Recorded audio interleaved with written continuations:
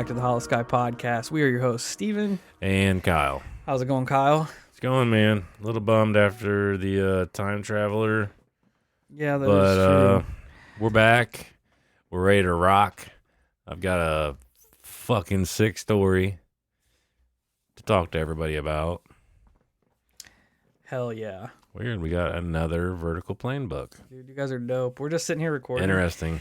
And the book from 2 weeks ago, the Ghost in the Machine episode, is the vertical plane. People are sending us online copies. It is fucking dope. This one's from the Libro, awesome. Dog. I haven't heard from him in forever. What's up, my guy? Hell yeah. It just came in as we're recording, so what shout out to up, Libro. My guy? It's been a minute, dog. That's awesome. Hope all is well. Fucking OG right there. Hope you're taking care of all the paranormal books. That's fucking dope. OG. First off, thanks for everybody tuning in with us today, coming to hang out, and thanks for sharing with all your weird friends. We got to keep the wheels a moving, keep it rolling. So please continue doing what you're doing. You guys are all dope. As I stated in the last episode, as we're recording tonight, we passed 250,000 downloads, which is fucking unbelievable. It is awesome. Can't even wrap my brain around it. But if you'd like to hang out with us, join us on any of our social medias, YouTube, Facebook, Instagram, Twitter, TikTok. Just come over and hang out. We try to get back to you guys as much as we can. Life's been kind of wild lately, so just bear with us. We're working on it. Come and hang out. Leave memes, weird stories and weird articles and crazy shit you come across. Share it with us. I'll pop it in the bank for a Roll the Dice on Patreon, and we will go from there. If you have a paranormal encounter you'd like to share with us, Kyle's going to tell you how. You can record yourself on your smart device, shoot it over to the email, which is going to be hollowskypodcast@gmail.com. You can write it out, do the same. You can hit us up on social medias. And like I stated last week, we are going to be getting a phone that you guys are going to be able to contact. That's going to be dope. Yeah, it's going to be a lot of fun. I really do hope that people call in with candid interviews because that's just going to be awesome. Like I'm so excited for that. It's going to be pretty sick. Yeah, and it gives a way for you guys to be involved, and we don't have to set up interviews and go through that whole process. You just call us and talk to us. We'll record it, and I don't know. I think it's going to be gold. I think it's a gold idea. Yeah, I think it's money. I do too. It's great. It's fucking money. That's what Hollow Sky translates to. Fucking money. If you'd like to support the show, there are a ton of ways you can do that. First and foremost, by tuning in and sharing us around. Share us on social media, tell your friends, word of mouth, whatever you can do to keep the grassroots movement going. We are so appreciative of you guys. You've been doing the fucking legwork, and it shows. I mean, 250,000 is nothing to scoff at. And we love you guys for it. We have a Venmo. If you'd like to donate, throw a couple bucks in that for these delicious little nectars of the gods here. Love them. We'll buy some monsters. Thanks for everybody throwing in over there. You guys are fucking dope. We also have a Patreon.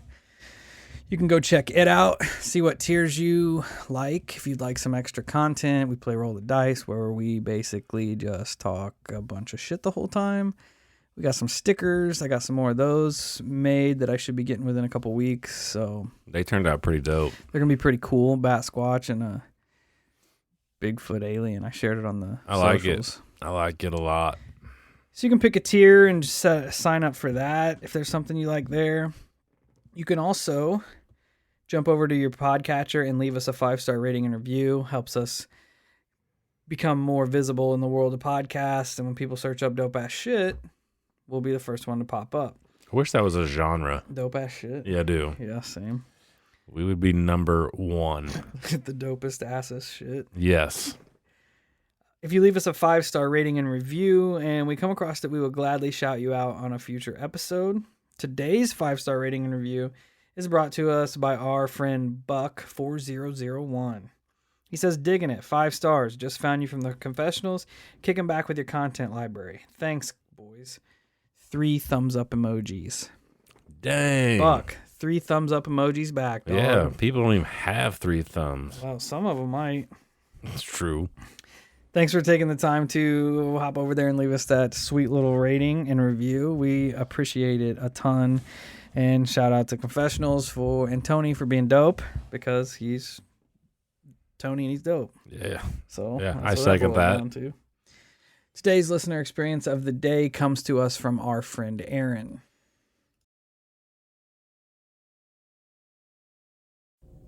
Hey guys, how's it going? Hope you're doing well. My name is Aaron, and I just started really listening to the podcast a few weeks ago, sort of working my way back through the catalog. And I'm enjoying what I'm hearing. I really like the podcast, like the topics, like the dynamic between you two and the banter and all of that good fun stuff. Really enjoy the amount of research that you put into each of the topics that you cover. It's really refreshing, and just keep it coming. But I guess I should start by saying that I have always been into the paranormal, and it's been like, for a while it was strictly just the paranormal, like ghosts, whatever, because I grew up on that stuff. I grew up I grew up in a house that was, for all intents and purposes, haunted, and not just me, myself, my sister, and my mother, but multiple people, friends and things like that from both me and my sister had experiences in that house. So, and I grew up on unsolved mysteries and sightings and things of that nature. So I've really been into this for a really long time. And then naturally Ghost Hunters comes out whenever I'm a teenager and stuff like that. So whenever I'm a young teen, I give the ghost hunting thing a shot, and and it's in my own house. I just walk around with like a voice recorder. Every now and again I'd get friends to tag along, and we would see what we could see what we could catch. And we got some unexplainable voices, things like that on recordings that are unfortunately all gone now, because that was I'm 33 now, so that was whenever I was around 15, 16, stuff like that. But at that time, trying to put together something like that at such a young age, no one really was taking it super seriously, except for me, because I was living it every day.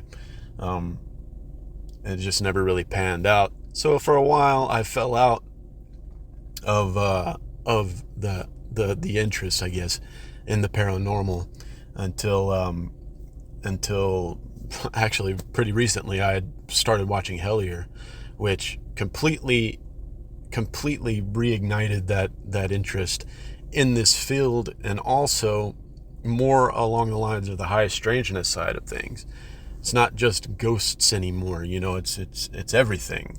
It's all encompassing, and it's really cool. But there were things that were still happening to me even whenever I sort of fell out of interest. But there's one episode in particular that I was listening to, the Montauk Project Part 1 by you guys, where in the beginning you told the story of someone that they had wrote about how they were driving and they turned a corner and they saw this bright light, and then it vanished as quickly as it appeared, which was, I have a similar story, which is really interesting to me because it's not exactly to the T, similar. I didn't see an outline of a figure or anything like that, but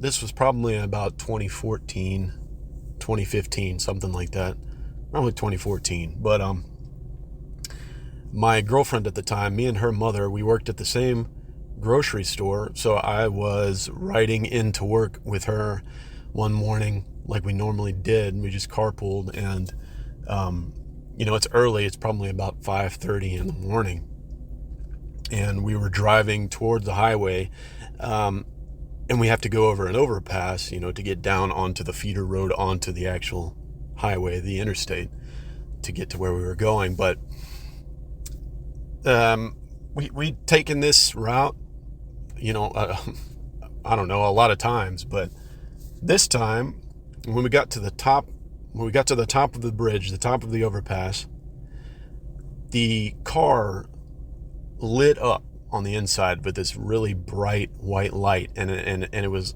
just for a split second. It lit the entire car up, and it's hard to tell if it came from the out. It's almost like it originated from inside the cab of the car. And I was riding in the passenger seat, and I was just kind of staring down at my phone. And whenever the entire car lit up, I had immediately sort of looked out of the corner of my eye toward the direction I thought it was coming from, which was the driver's side. And my girlfriend's mother, she kind of, side eye glanced at me, and then we both looked at each other, and she said, "Did you see that?" I was like, "Yeah." And she said, "What was that?" I said, "I have no idea. I have no idea what that was." And we just kind of shrugged it off, put our heads forward, and drove the rest of the way to work and never talked about it again. And that's the strange thing about this kind of thing. And as far as I know, there was no missing time, nothing like that, but it was just very, very strange. Just a bright white light at the top of this bridge that never happens. There's no, cars whose lights are high enough to reach the top of the bridge to light the entire car up like that. So it was very strange, but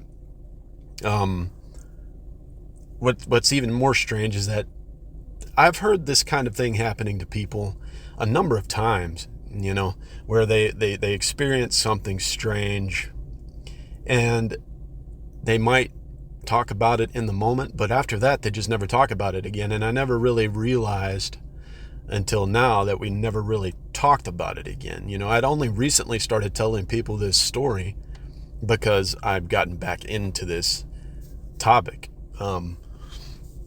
So I've heard in other podcasts, this similar sort of situation where something strange happens, and it's like, you never talk about it again for whatever reason. But that's just one of, many sort of experiences that I have had in my life. But I just thought it was interesting, the whole bright white light situation, and that story sounded very familiar to me. So I figured I'd leave you guys this message. And I'd be very interested in. I've been recently very interested in potentially maybe starting a podcast to talk about some of these things, and to talk about some of these things with other people who have had similar experiences. I know there's a sea of them, but I don't know. I just think it'd be very interesting, to provide that sort of space for people to talk about. And I'm really thankful that you guys do that, regardless of whether or not they write in or they send a voice message like this. So you give people the opportunity to tell their stories in a safe space, So I really appreciate it. You guys keep it up, and keep on keeping on. And I'll talk to you all later. Bye. First off, I want to say thanks, Aaron, for taking the time to record your message and send it in. Welcome to the show. It sounds like you're pretty fresh and enjoying yourself, and I love hearing that. Yeah. It is freaking dope. It is awesome. And as we were sitting here listening to you talk, we both automatically assumed you were already a podcaster. Yeah, I'm like, this dude's got a voice for a podcast. Like you have a good voice for it, man. You should totally do it. If you need any help with anything, just reach out to us. Yeah, give us a shout out, dog. Yeah, we'll for sure shout us a holla. Try to aid you along your journey there as best we can. Just remember, if you do it, just don't give up. Yep, stay consistent. It'll be slow, but stay consistent and keep your head up. And we were also talking when you said you lived in a haunted house your entire time, or for a long time. And you were like, so I started investigating my own house. Steve's like, that was your first mistake right there, dude. Never investigate your own house. I agree fully, because it made me think of my wife in our current house. because she still to this day, she still keeps having weird things happen to her. Now, it doesn't really happen to me. I've had the few here and there, but nothing like what she's experiencing. And like she was talking to me about it the other day, and it borderline makes me feel like she might have something going on and not the house. No, that's creepy. So, if it keeps evolving, I may have her call in and talk about it if the opportunity arises. It would be hard because she has the kids at home, but it's interesting, and I'm with Steve on that one. There's no way I would investigate my own home because, no. like you stated, how like these things happen and you kind of ignore them. I feel like in that case, in investigating your own home, ignorance is bliss. It's just like, you know what? Yeah. I'm just going to keep chalking this up to bullshit, that I'm being over paranoid. But you do make a valid point in that a lot of people do, whether it's they shrug it off or they're almost pre-programmed to forget. Like I talked about a possible implant in my chest that time, and the first thing I fucking did was throw it right down the drain. Yep. That's what everybody does. And yeah, Steve's right. Everybody does it. When we talked to Tony about that, he said that he had somebody that did the exact same thing. So I read that it is weird. It's bizarre. In an article or a forum one time it's kind of its own self-destruct mechanism. Right. In those kind of things. It totally makes sense. Now, as far as the white light goes, holy shit, I don't know. Like initially my brain went UFO, but the fact that you said the light or possibly originated within the car. It emanated from within the car. Like yeah, I mean, there's a plethora of things that could create a bright white light. I mean, you have the potential for ball lightning, but you never did see a spherical shape in the car. You just said it lit up like crazy. And the fact that you have your girlfriend's mother driving, in the car, yeah, and she acknowledged it. Claim. Yeah, she acknowledges it. It is weird. So yeah, dude, it's bizarre. Like I don't know. And if it didn't make you feel any type of way, because if it made you feel like super happy, I would initially be like, well, maybe it was a guardian angel or something on those lines. I don't know, man, but my gut goes alien. But my gut always goes alien. So yeah. like there's that. Like I don't know, man. Like it's a bizarre story to say the least. It is weird. I don't know. And it's like, and I'm more I'm so picturing like a UFO overhead beaming a light into the car. Yeah, light for sure. everything up, but for sure. But he said it felt like it originated from inside the car. And what strikes me even more is that it, like, in the grand scheme of things, and I'm not trying to like dismiss you by any means, but in the grand scheme of things, it's like a minute experience, but at the same time, this is one that like drilled into your brain. yeah, it's so profound. Yeah. Because it's something that's not supposed to be happening. Exactly. Like I don't know. It leads more validation to your story, in my opinion.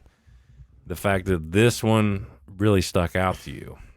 Yeah, I'm trying to think of Like natural occurrences. Like I'm dumbfounded. Lightning could essentially light up the cab of a car. True.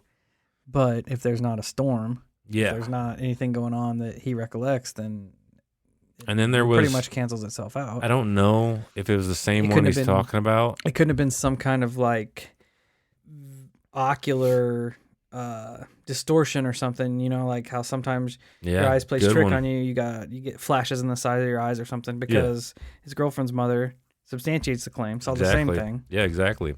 I don't know, dog. Well, I mean, and I don't know if he's talking about the same situation or not, but remember the guy who wrote us, and I think he was driving his 1970 Chevelle, Oh yeah. saw the bright light in the road, and then I think that's what he was referencing. I could be wrong, but maybe it did have something to do with the spirit. I don't know. Could be. I don't know. That's weird. He could have been a fucking time anomaly for all we know. I wonder if there's anything tied into that specific section of road you were on, if you remember. If there is some sort of paranormal history there, if there's tragic history there, if that's some avenue you could look into, that there's possible records of something going on there. I don't know, dog. It's weird. It is weird, man. But yeah, thanks for taking the time to call in. Please do so with the other stories you'd mentioned. You've been in the paranormal all the time. You had some more odd occurrences. Feel free to send those over. Like I said, got a voice for podcasting. It was easy to listen to, well spoken. If you decide to get that off the ground, shout us out. We'll do what we can to do help. what we can. Yeah, we'll share you on the show and For sure. push if you need some extra guys to come on and talk about weird shit. Just We're holla. here. We're here. So from there, Kyle's got his research together. Oh yeah, that's a good one. Some robot aliens, from what he was saying. Yeah. Perfect. Yeah. Right up our alley. It is. So, yeah, robot aliens.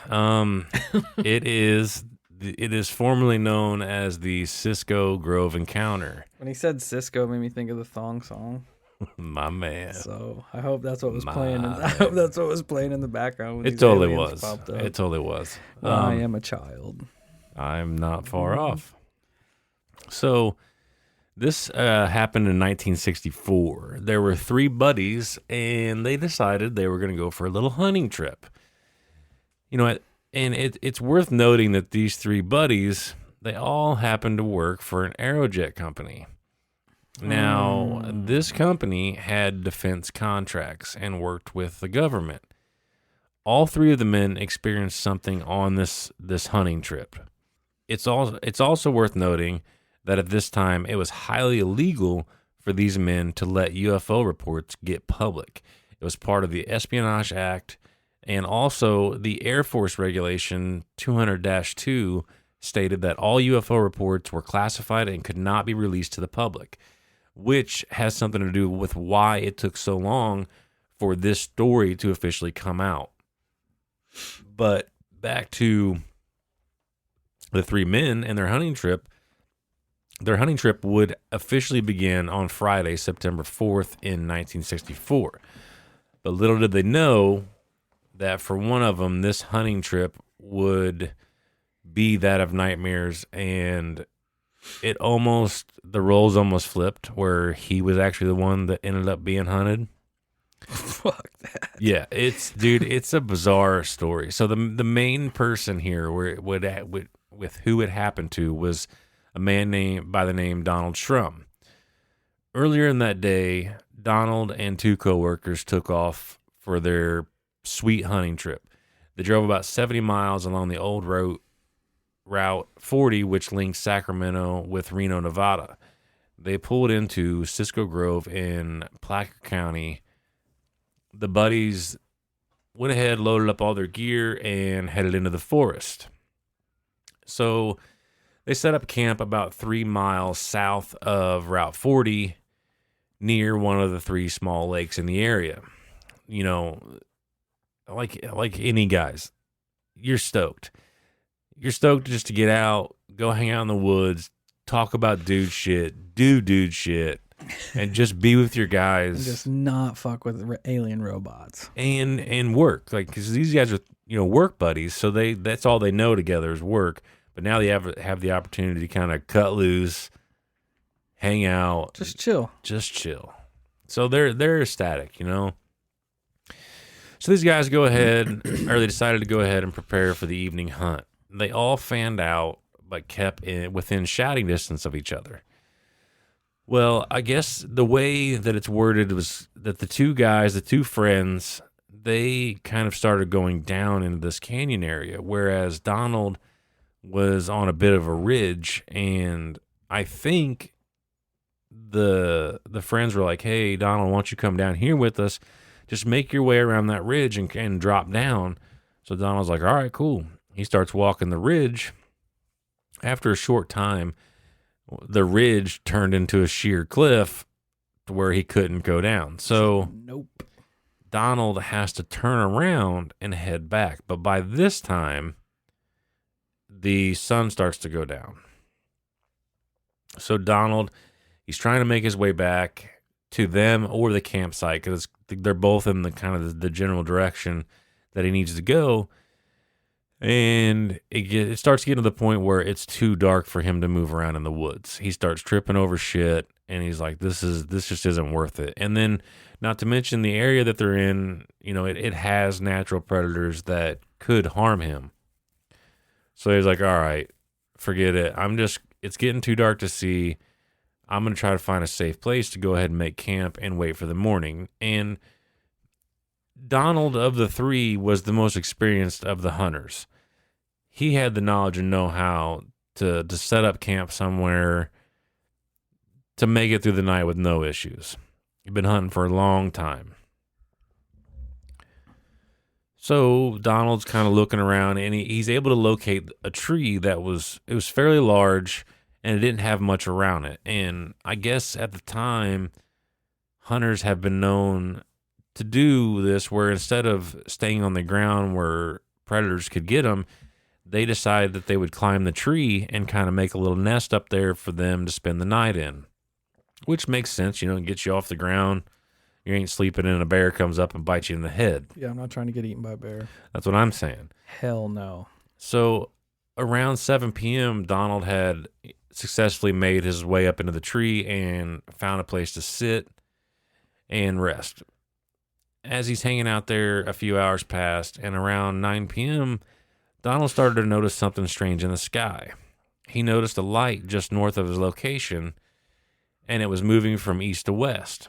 At first, he thought it was a flashlight or a lantern or something, but then he noted that the light itself actually, as it's going from east to west, it bops up and over a tree.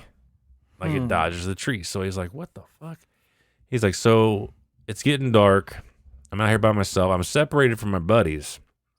So maybe my buddies went and got into contact with the forestry department, and they have a helicopter out looking for me. That's where his mind went, which I guarantee everybody knows exactly where this is going. Donald, it's never a fucking helicopter. Right. But the other men, in fact, had made it back to camp, and they decided that since Donald was a super experienced hunter, he would know how to hold the night up, and just be all right. Fine. Yeah.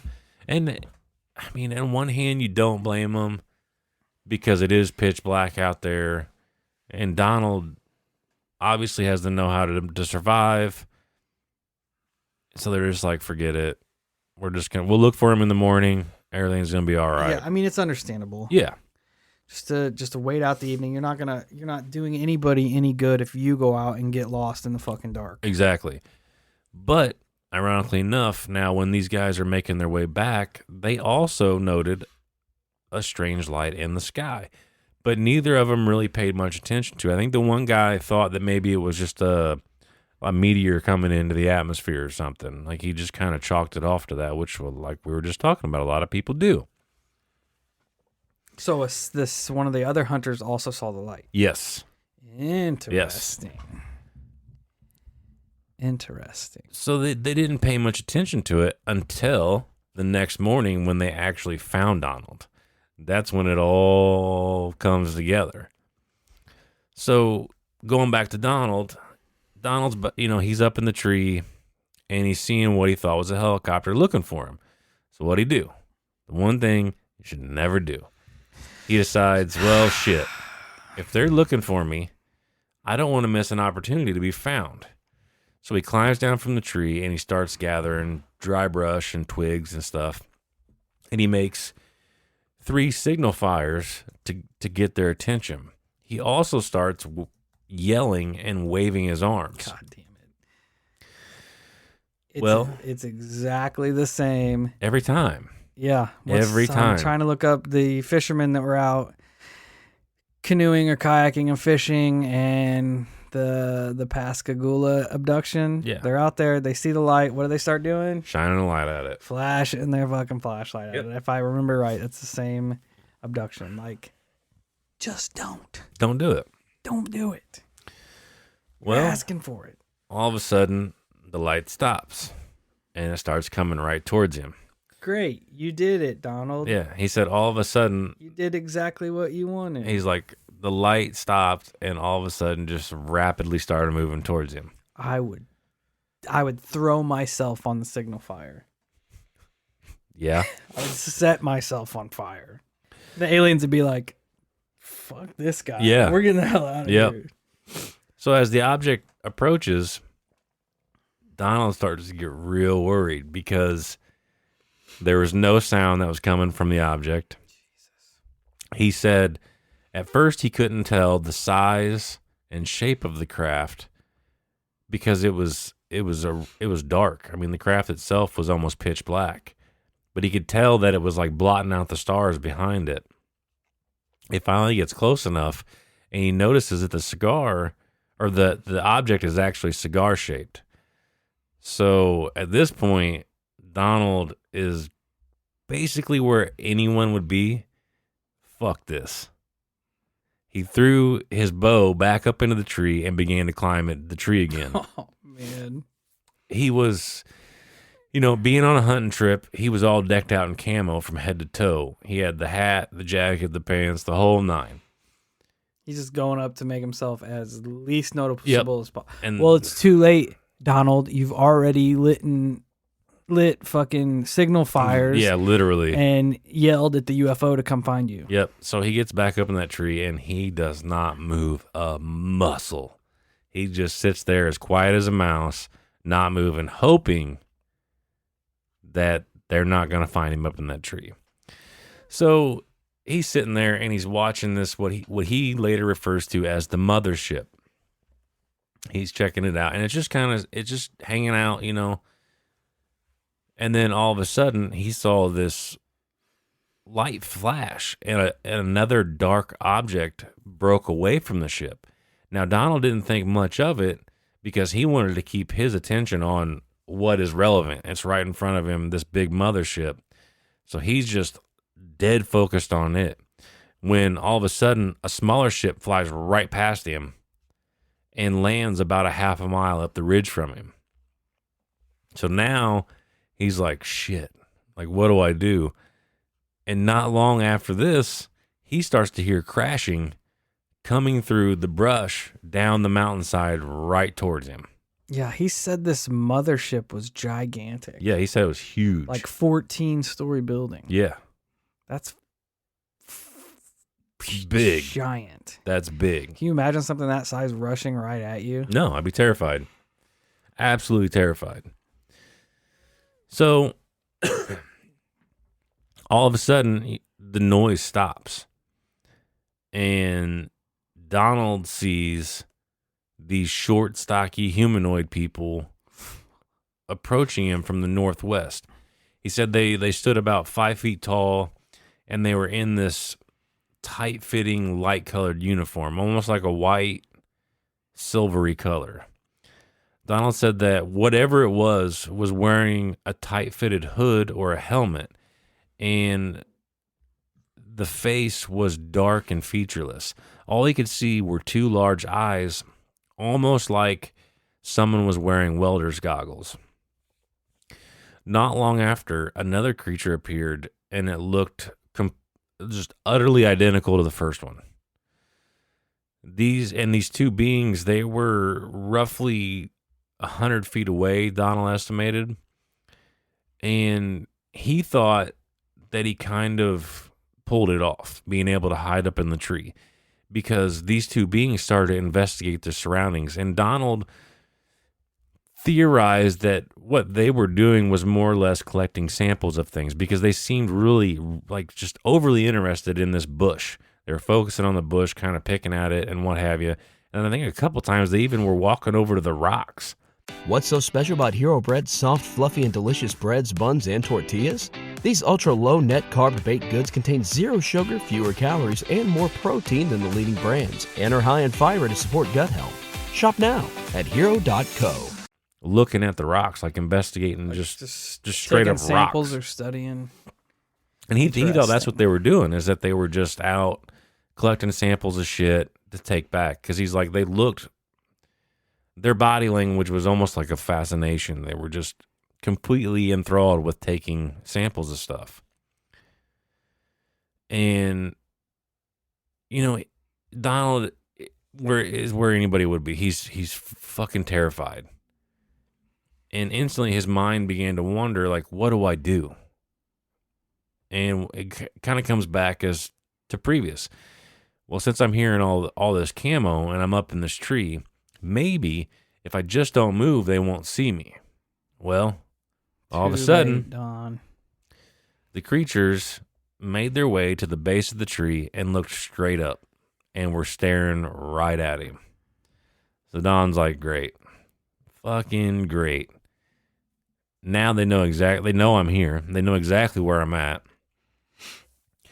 And Don said that he started hearing these like cooing noises, almost like what an owl would make.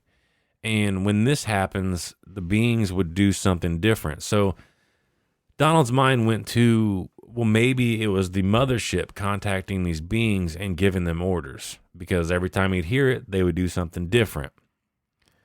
It's weird to tie it into last week's encounter with Burton about the owls. Right. And shit. Right. And then later on, which I don't think I really go into it, but that terrifies Don for almost the rest of his life. Anytime he would hear an owl, he would automatically like PTSD. Yes. Yeah. Bad. Then, believe it or not, more and more of these beings started to show up. Donald estimated that at any given time, there was at least 5 to 6 of them walking around. Of the robots? No, of the humanoid ones. We haven't even got to the robots yet. Yeah. And he's like, I couldn't really verify because like they would come out and then a couple of them would go back into the woods and then come back out. So he wasn't sure if he was just seeing the same ones, but he was almost utterly convinced that there was at least 5 to 6 of them. And it seemed like they were just gathering samples. They were all just looking at the land. And oddly enough, none of the other ones, the new ones that came, would ever approach the tree. It was only the original 2 that found them. And then what happens next just horrifies Don beyond belief. And it's something that gave him nightmares for basically the rest of his life. I jumped the gun on the robot thing, didn't I? Yeah, all of a sudden. You looking at him. Yeah, it reminds me of the Iron Giant. That's what everybody says, what everybody's calling him. Well, so Don notices 2 large eyes that look like flashlights glaring at him. Hell no. And he said that its eyes were of like a reddish orange color, like fire would be. And this being had like a hinge type jaw, and the head looked like it was metal. Other than that, it was about the same as the first set of beings that were surrounding him. The shape and height of it was in relevance to the other beings, but the head was different, and Don said that this being's movements were more mechanical in nature, which is why one of the reasons why he calls it a robot, because it moved like a robot. And then its head looks like Iron Giant. So this robot being walks right up to it doesn't investigate anything. It walks right up to the tree that Donald was in. There's one thing here that Don makes a note of, because the robot, when it approached, it noticed the remnants of the signal fires that Don had made. Now, at this point, they were more or less just like embers burning out. But the robot went out of its way to walk over to this fire and wipe the embers from the rocks that it was on. And Don made a mental note of this, thinking, well, maybe these things are scared of fire. That's what it's almost like, so I'm playing this out in my head here as you're telling the story. He's up there. The little regular beings come out, do the investigating, see Don. They bring the rest of their party out to check it out, check out the surroundings, keep their investigation going. But then they bring out these guys who, in my head, I feel like are probably the same beings, but this is kind of like, to me, this seems like body armor. Yeah, almost like an Iron Man type thing. As opposed to it being a robot. It seems like these biological beings well could be. in armor. They send them out to check out the hazardous shit. The first thing, like, as soon as you told me, yeah. the first thing they do is go to the fire. Whereas if the biological being would have went over there, he would have got burnt. Yeah. But him in the suit of armor just goes over there and is like, Yep. this ain't Why, gonna hurt that's a us. good point. I didn't think about that when I was reading it. And the fact that they send them out to do the dirty work Yeah. is it's almost like they're defenders or their enforcers. No, you know? so that makes shitloads of sense. So after that robot wipes the embers out, it goes right back to the base of the tree and just basically joins the other two and stares up at Don. Yeah, it's like they were testing out if any of this shit's gonna hurt them. Yep. Well, something new happens here. Now, try to run with me here. So Don's sitting in the tree on a perch, on a limb. And the way I take it is that there had to have been like two limbs close by, because Don is in a pine tree. So if you don't know the way pine trees' limbs are, they are relatively close, and it's like in a crown, Yeah. So he's sitting on there, and I guess Don has his bow across his lap, like on two limbs. Like he made like a desk out of it where he could lean on it. So this robot being moves its hand up to its jaw, and as it does this, a white vapor starts to come out of its mouth, Great. which began to move up to the tree right towards Don. If there's one thing I hate worse than aliens, it's robot aliens. Exactly. If there's one thing I hate worse than robot aliens, it's robot aliens that vape. Valid point. So Let the hate mail roll it. Don noted that this vapor had no smell, but began to affect him right away. It started causing him to gasp for air. He actually ended up blacking out within seconds of inhaling the vapor. And he said the only thing that saved him from falling out of that tree in that instance was the fact that he had the bow across him, Oh, because he slumped slumped over onto the bow. That's kind of reminds me of the Mad Gasser too. A little bit. Later on, retelling the story, Donald said, I was just planning on staying up here, being all peaceful and shit. But when they did that, boy, oh boy, was it game on. I knew I was in a fight for my life. Because in Donald's head, they were trying to knock him out and have a perfect human specimen. Get him out of the tree. That was where his mind immediately went. Yep. Get him out of the tree. Yep. So at this point, it's around 11 o'clock, and 11 o'clock, midnight, somewhere in that range. Whenever Donald would come out of this knockout from the gas, he said he would start having dry heaves, and he felt disoriented and felt like shit. So Donald switched his game plan as well and went to war with. He decides, you know what? I'm going to go to war with these things. Let's fucking get it, boy. Let's dance. So Don takes a good look at the two beings and the robot under the tree. He was pretty confident that his arrows could take out the humanoid beings because they didn't look like they had any armor on. But at the same time, Don didn't necessarily want to harm those two because technically those two didn't do shit to him. Understandable. Yeah. Like I see where his logic is on this, because Understandable. at this point, he doesn't even know what the fuck it is in front of him. He could essentially be shooting people. Yeah, that'd be awful. And then not to mention, he's like, they didn't do anything to me. It was this metal motherfucker over here that started messing with me. So you're the one I'm going to take my wrath out on. It's an eye for an eye. So, I mean, what's Don do? He uses what he's got. Let's get it, boy. He raises his bow, draws an arrow, fires right at the robot. How'd that work out, Don? Hits him right in the chest. He sees sparks, and it knocked the robot back a couple feet. But that was about it. The robot backed up a little bit. Bringing bows and arrows to a robot fight, Don. Well, when they were hunting, it was bow season, no gun season. I'm sure he wasn't he wasn't prepared to fight alien No, robots either. not at all.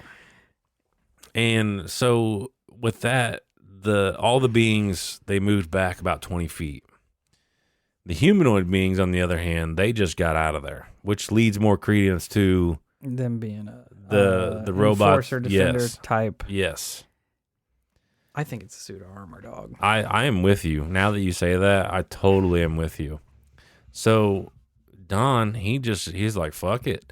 And he just starts winging more arrows at the robot. Just shoots every one of every robot, or every arrow that he has, he shoots it at this robot. They all basically do the same thing.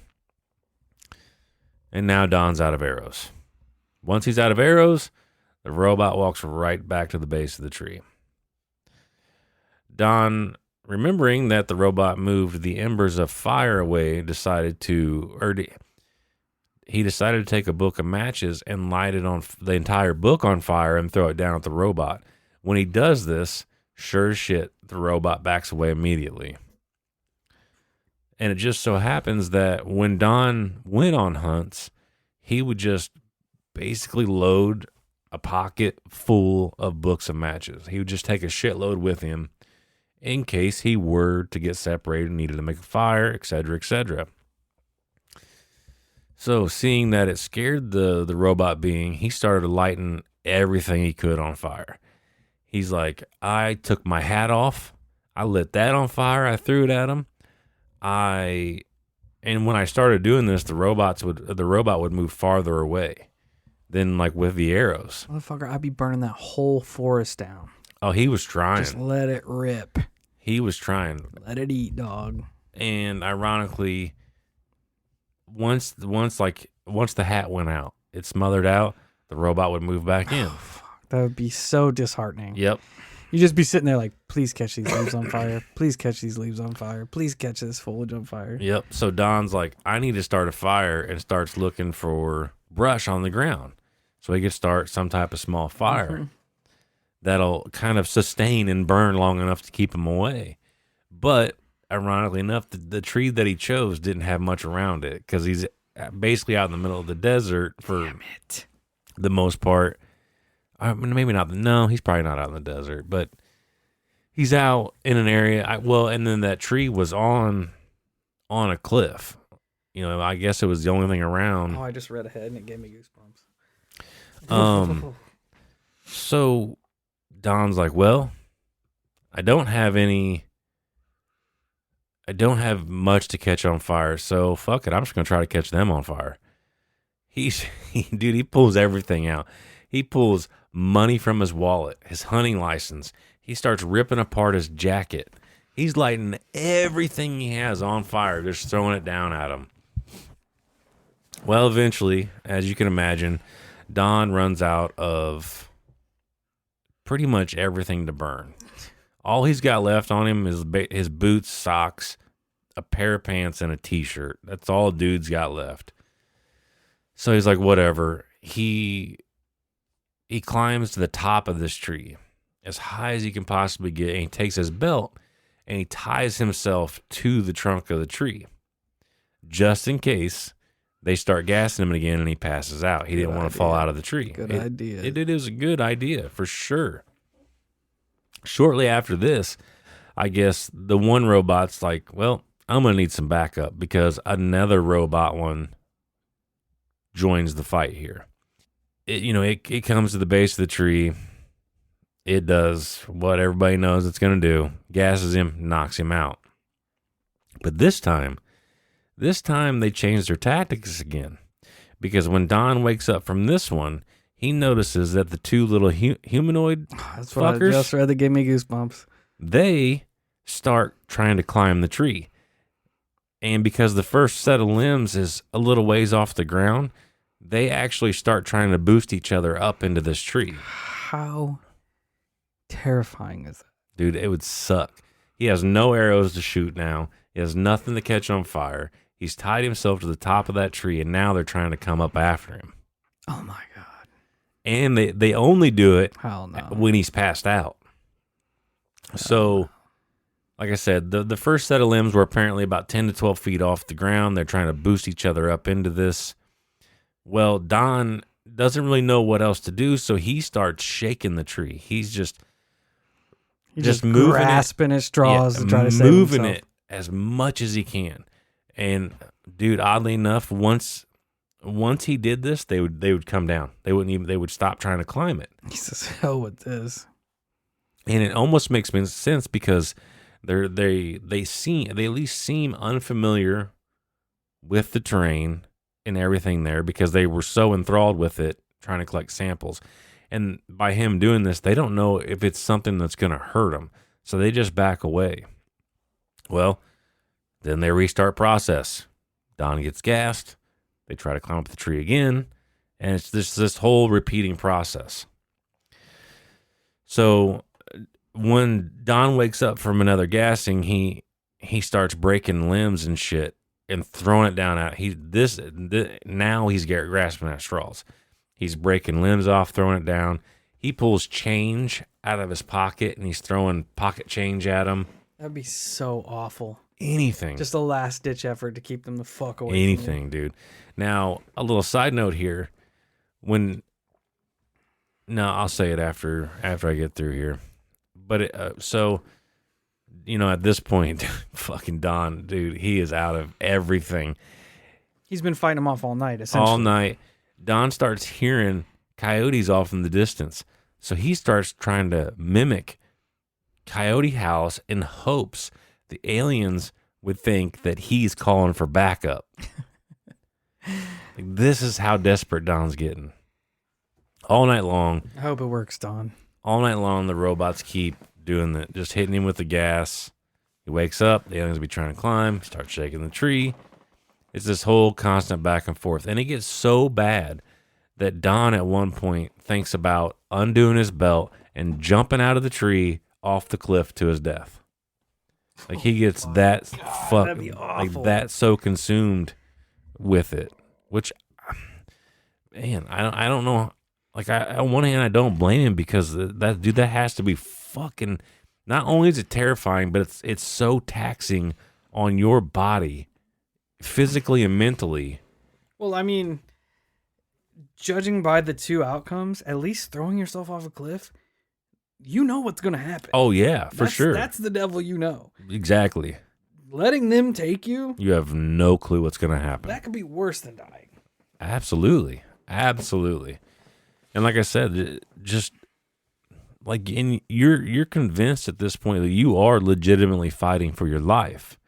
And I would think that being in that high stress situation for so long has to be so taxing on your body and your mind. Be exhausted. Oh, dude. Especially after, if you think about the day he had, he was spent hiking through the woods, hunting, all like physical exerting things. Yep. And now you're spending all night when you should be resting. Yep. Fighting off robots. Yep. But now, fortunately for Don had a wife and children at home. And when that thought of jumping off the cliff hit his head, they also hit his head. And he's like, nope, I got to make it through the night. I've got to get back to my wife so I can give her a kiss and a hug and see my children again. Like, I've got to get through this. Well, Don notices that finally, off in the distance, the sky just barely starts to lighten. Daylight's coming. He knows it's coming. It's right around the corner.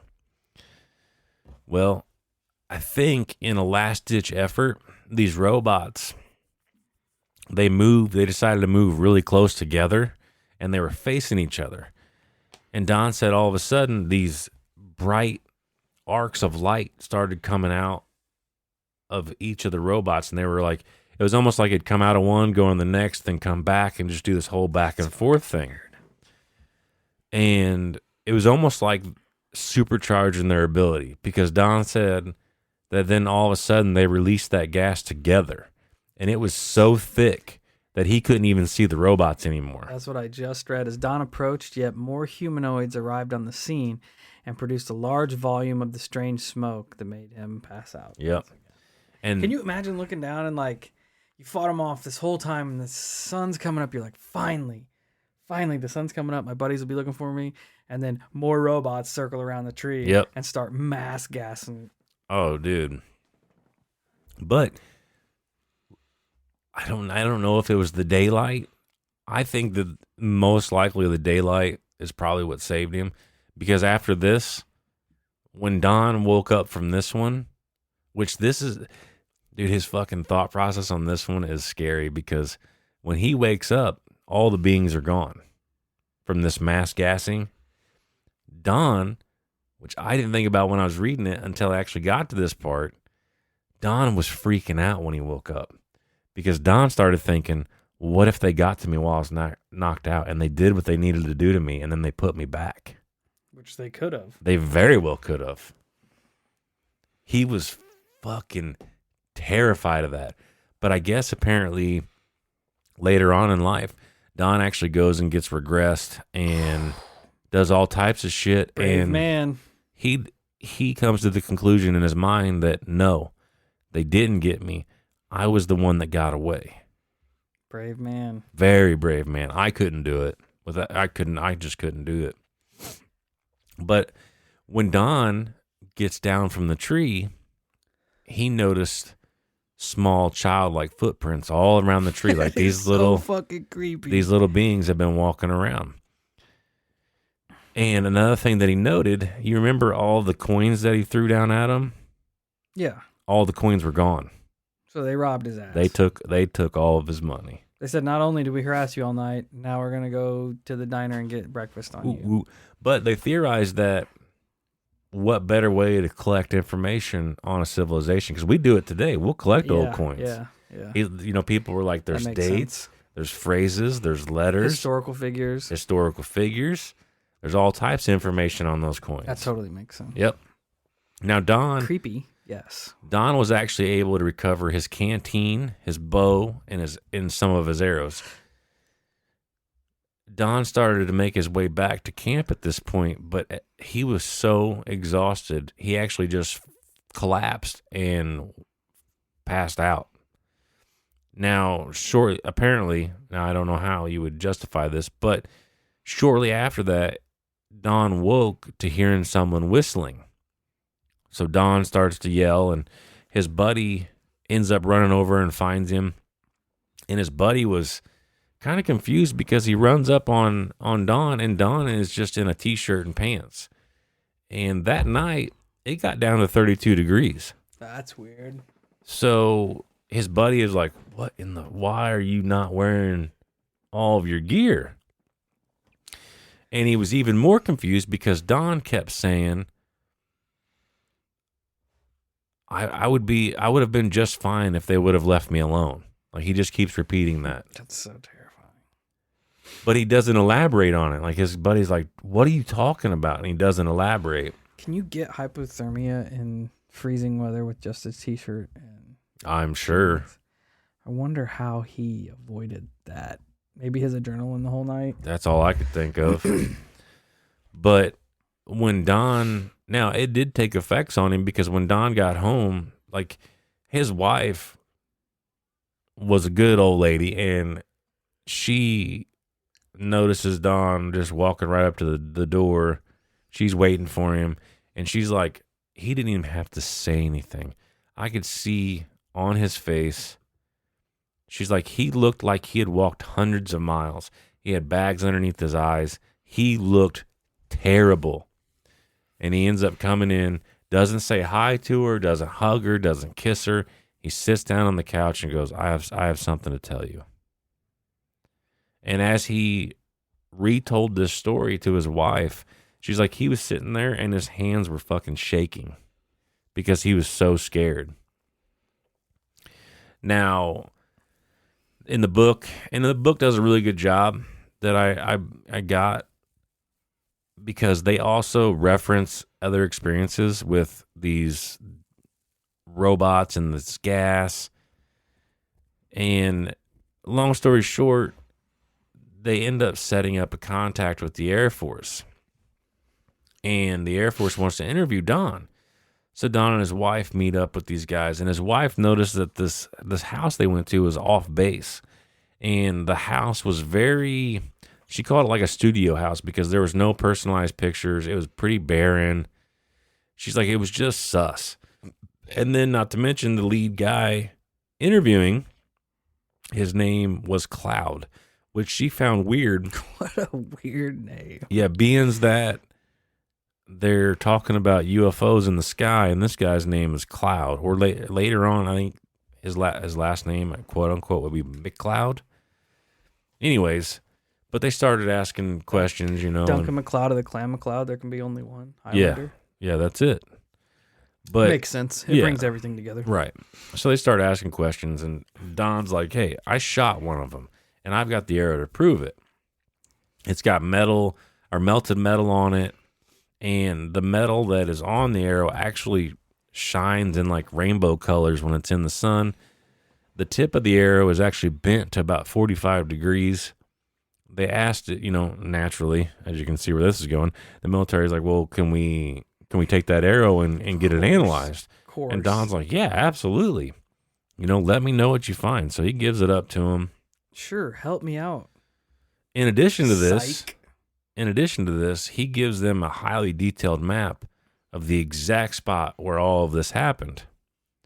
So, as you can imagine, the military claims that you never gave us an arrow, and that you only gave us the arrowhead, and we sent that off to a college for examination, but the college lost it. Of course. Right. And then, so Don's like, what the fuck ever, man. So later on, Don and a couple of his buddies, and I think his son, end up going back to I think it was like 3 weeks later or something like that. Like, it was time relevant. And Don is like, literally the site is picked clean. He's like, I can literally see where they took rakes and raked the ground to cover up all the footprints and shit. Crazy. There was nothing left from the encounter. The only thing that Don was able to find on the ground were cigarette butts and like smoked cigars. So he thinks that the military flew in a helicopter.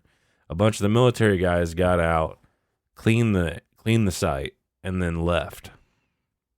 Why would they leave their fucking cigarette butts there? I don't know. They're going to rake the site full of shit. But they also tried to convince Don that it was kids out in the woods playing, pulling a trick on him. That makes more sense. They also tried to convince him that it was a military exercise. And then the last one that they actually ended up pinning on him in their official report, I believe, was that it was a psychological thing. It was all made up in his head. That's their final go-to of anything. Yeah. It's hysteria. It's But- hysteria. It is a weather balloon. It is an iceberg rubbing against the ocean floor, or it is hysteria. So the kicker here is that, well, Don didn't actually recover all of his arrows from the fight. Don remembered shooting that robot when it was a couple, 20 feet away or whatever. It hit the robot and it jetted off into the brush. Well, Don knew roundabout where to go look, and it was actually inside a bush. And his son was like, the military most likely wouldn't have known. Like, if you would have been just skimming over it, you would have thought it was just a twig from the branch or from the bush. But Don was able to retrieve that last arrow, and his son was there to Fucking corroborate got the it. story. So that would be the gist of the Cisco Grove UFO encounter, aka robot aliens. And give me a second, and I will pull up the book. It is a decent book, and like I said, they do a pretty good job corroborating, like running down similar experiences with these robot entities Yeah, and I'd stuff be like interested in that. looking into. I know I have a whole bunch of humanoid encounter books that I need to go through and see how many of these robot entities fall in place. Yeah, the book is actually called Aliens in the Forest, the Cisco Grove UFO Encounter. I have never heard of that encounter before. Dude, it's pretty. I know I've heard it, and it is written by No Torres and Ruben Urady, something like that. I don't know, but yeah, it was a good book. I enjoyed it, and I know I've heard. I thought Steve was the one that kind of gave me the brief rundown on this a long time ago. I don't remember where I heard the story from them. And I actually know that another podcast that I used to listen to called the What If podcast. They did an episode on it as well. But I don't know, man. I couldn't imagine being in Don's shoes. Like, it would suck so bad. But for the most part, he made all the, aside from signaling it, he made all the right moves. Like, he tied himself to that tree because he knew they were probably going to keep gassing him. That was smart. Dude, that was the best decision he made all night long. Hella smart. Best decision he made. That's probably what saved him. Because Don was convinced that they were going to take him and probably never bring him back. That he was just going to be a specimen for them to essentially dissect and investigate.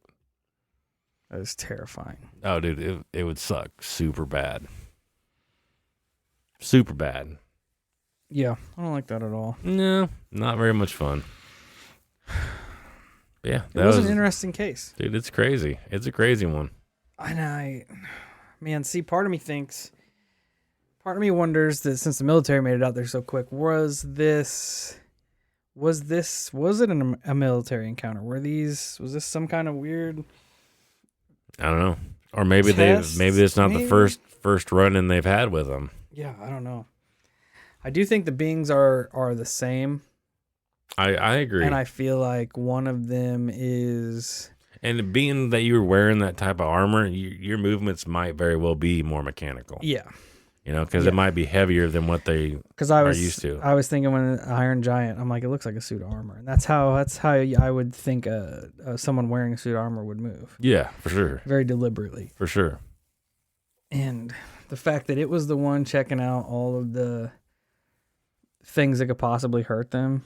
The only thing that's got me fucked up is you'd think you'd send him out first to check out the area. Unless they weren't initially...